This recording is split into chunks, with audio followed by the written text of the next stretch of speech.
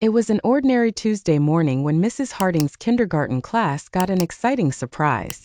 The children were busy arranging their crayons when Principal Stevens walked in with a tall man wearing a blue uniform. The children's eyes widened, whispers and gasps filling the room. Principal Stevens cleared his throat. "Class, meet Officer Max. He will be spending the day with us to teach you all about safety." Officer Max gave a friendly wave. He had a warm smile, which made the children feel at ease immediately. "Good morning, everyone," he greeted cheerily. The children responded in unison. "Good morning, Officer Max." Mrs. Harding clapped her hands gently. "All right, let's make Officer Max feel welcome. Jessica, can you show him where he can sit?" Jessica, a cheerful girl with pigtails, nodded excitedly and led Officer Max to a small chair at the front of the room. As Officer Max settled in, Mrs. Harding began the day's lesson on shapes and colors.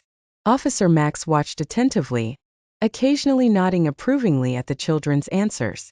After a while, Mrs. Harding handed over the floor to Officer Max. He stood up and walked to the center of the room, holding a colorful booklet. "Today we're going to talk about how to stay safe, whether you're at home, outside or at school," he began. The first topic was stranger danger. Officer Max explained that if someone they didn't know tried to talk to them or give them something, they should always say no and find a trusted adult. "Can anyone tell me who a trusted adult might be?" he asked. Little hands shot up and he pointed to a boy named Ethan. "My mom and dad," Ethan said proudly. "That's right, Ethan," Officer Max encouraged, patting him on the back. Next, Officer Max talked about the importance of knowing their address and parents' phone numbers. He sang a catchy song to help them memorize it, and soon the room was filled with children's voices singing along, laughing as they mastered the tune. The morning flew by. After discussing road safety, how to handle emergencies, and the role of police officers, it was time for recess. The children eagerly followed Officer Max to the playground, where he showed them how to cross the street safely using a pretend crosswalk he had set up. By the end of the day, the children were buzzing with new knowledge. They had learned so much from Officer Max, who had made them all feel like junior safety officers. As the final bell rang, the children gathered around Officer Max to say their goodbyes. Jessica tugged at his pant leg. "Will you come back again?" Officer Max knelt down to her level and smiled. "I think I will. You were all such great listeners and learners." Mrs. Harding and Principal Stevens thanked Officer Max for his visit, and he waved one last time as he left the classroom. The children waved back enthusiastically, already looking forward to the next time Officer Max would come to class. The day had been a wonderful mix of learning and fun, one that the children would remember fondly for a long time. As the children settled in their seats, curiosity buzzed through the air. Officer Max stood at the front with a warm smile, holding a police hat in one hand and a stuffed K9 toy in the other. "Good morning, boys and girls," he began, his voice calm and inviting. "My name is Officer Max, and today I'm going to share a little bit about what it's like to be a police officer."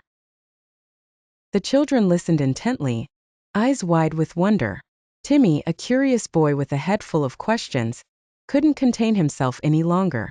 "Do you catch bad guys?" he blurted out, leaning forward on his desk. Officer Max chuckled. "Yes, Timmy, sometimes I do. But being a police officer is also about helping people and making sure everyone is safe." He then passed around the stuffed K9 toy, encouraging the kids to feel its soft fur and wagging tail.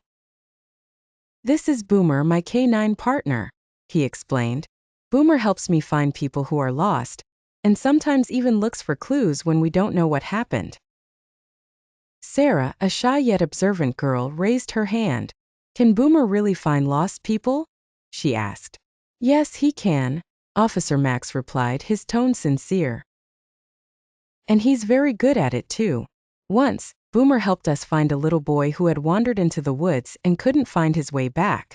Boomer followed the boy's scent and led us right to him." The students gasped in amazement. With each story, Officer Max shared lessons about safety, like looking both ways before crossing the street, and what to do if they ever felt lost or scared.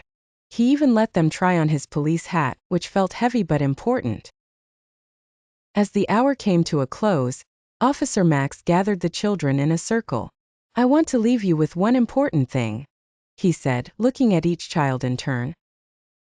"Being safe is not just about what I do. You all can be helpers too. By listening to your teachers, crossing the street safely, and looking out for one another." The children nodded earnestly, absorbing his words. Miss Clara, their teacher, thanked Officer Max for his visit, and the children clapped enthusiastically. "Remember," Officer Max added with a twinkle in his eye, "you are all part of the safety team." As Officer Max waved goodbye, the classroom buzzed with excitement. The children couldn't wait to tell their parents about the day Officer Max and Boomer taught them how to be heroes too.